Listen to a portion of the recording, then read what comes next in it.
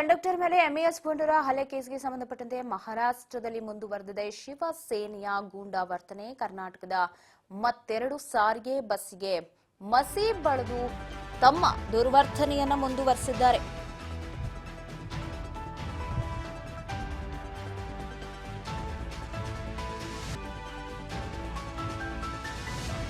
ಮಹಾರಾಷ್ಟ್ರದ ಪುಣೆ ನಗರದ ಬಳಿ ಮತ್ತೆರಡು ಸಾರಿಗೆ ಬಸ್ಸಿಗೆ ಮಸಿ ಬಳಿದಿದ್ದಾರೆ. ಕಂಡಕ್ಟರ್ ಮೇಲೆ ಎಂಇಎಸ್ ಪುಂಡರು ಹಲ್ಲೆ ಮಾಡಿದ ಕೇಸ್ಗೆ ಸಂಬಂಧಪಟ್ಟಂತಹ ಅಪ್ಡೇಟ್ ಇದು. ಇನ್ನೂ ಕೂಡ ತಮ್ಮ ಗೂಂಡಾವರ್ತನೆಯನ್ನು ಮುಂದುವರೆಸಿದ್ದಾರೆ ಮಹಾರಾಷ್ಟ್ರದಲ್ಲಿ.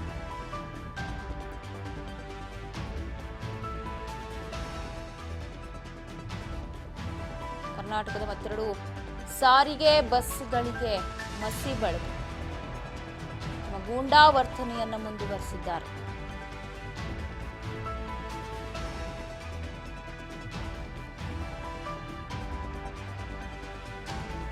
ಮಹಾರಾಷ್ಟ್ರದ ಪುಣೆಯ ಸ್ಟಾರ್ ಗೇಟ್ ಬಳಿ ಆಗಿರುವುದಿದು. ಕರ್ನಾಟಕದ ಬಸ್ಸುಗಳಿಗೆ ಮಸಿ ಬಳಿದಿದ್ದಾರೆ. ಚಾಲಕನಿಗೆ ಧಮಕಿ ಹಾಕಿದ್ದು ಅಲ್ಲ, ಮಸಿ ಬಳಿದು ಗೂಂಡಾಗಿರಿಯನ್ನು ಮುಂದುವರೆಸಿದ್ದಾರೆ. ಇದೀಗ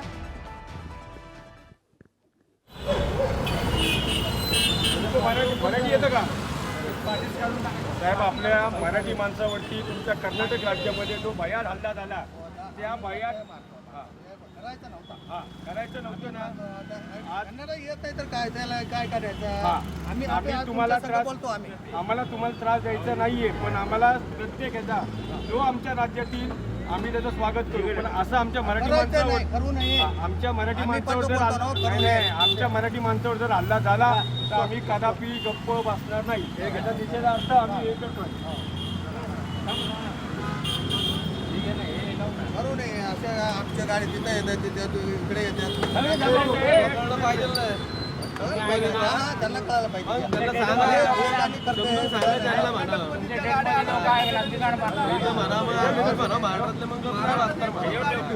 आम्ही मराठी माणूस आहे, आमच्या ह्याच्यावरती तुम्ही जर का असे हल्ले करत असेल तर आम्हाला फक्त आमच्या संस्कृतीत ते नाहीये, आमच्या संस्कृतीत ते नाहीये. आम्हाला फक्त हे करायचे बस, बाकी काही नाही. हे पण गाडी पुढं, हे पण घे, हे गाडी पुढं.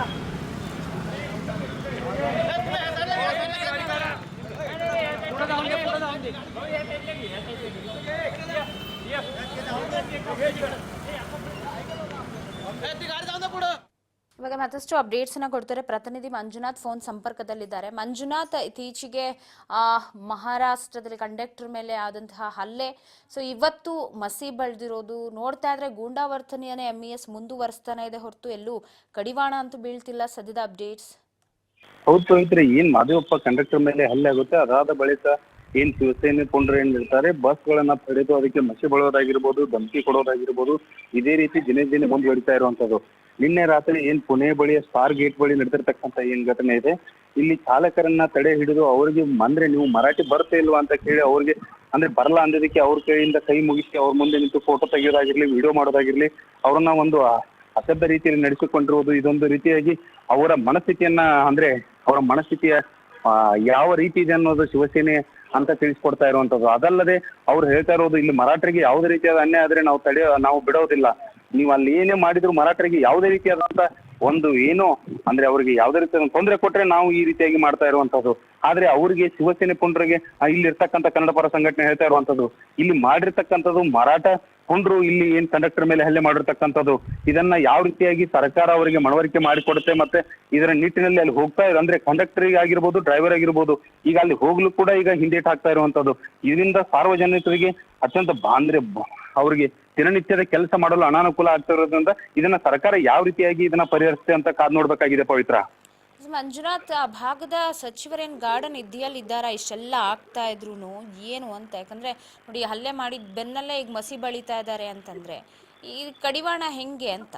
ಹೌದು ಪವಿತ್ರ, ಸದ್ಯ ಈಗ ರಾಮಲಿಂಗ ರೆಡ್ಡಿ ಅವರು ಬಂದಿರತಕ್ಕಂಥದ್ದು ಏನ್ ಅವರು KSRTC DC ಇದಾರೆ ಅವ್ರ ಜೊತೆ ಕೂಡ ಈಗ ಚರ್ಚೆ ಮಾಡ್ತಾ ಇರುವಂತದ್ದು. ಯಾವ ರೀತಿಯಾಗಿ ಘಟನೆ ಆಯ್ತು, ಯಾವ್ದು ಅಂದ್ರೆ ಅದ್ರ ಪೂರ್ತಿ ಸಂಪೂರ್ಣವಾದ ವಿವರನ್ನ ಪಡೆದುಕೊಳ್ತಾ ಇರುವಂತದ್ದು. ಅದಲ್ಲದೆ ಈಗ ಜಿಲ್ಲಾಡಳಿತಕ್ಕೂ ಕೂಡ ಈಗ ಸದ್ಯ ರಾಮಲಿಂಗ ರೆಡ್ಡಿ ಅವರು ಸದ್ಯ ಒಂದು ಮೀಟಿಂಗ್ ಕರೆದು ಅದರ ಬಗ್ಗೆ ಸಂಪೂರ್ಣವಾದ ಏನು ಜಿಲ್ಲಾ ವರಿಷ್ಠಾಧಿಕಾರಿಗಳಾಗಿರ್ಬೋದು, ಜಿಲ್ಲಾ ಕಮಿಷನರ್ ಆಗಿರ್ಬೋದು, ಇವ್ರನ್ನ ಎಲ್ಲರನ್ನೂ ಕುರಿತು ಒಂದು ಮೀಟಿಂಗ್ ಮಾಡಿದ್ದಾನೆ. ಯಾವ ರೀತಿಯಾಗಿ ಪರಿಹರಿಸ್ತಾರಂತ ಈಗ ಕಾದ್ ನೋಡ್ಬೇಕಾಗಿದೆ ಪವಿತ್ರ.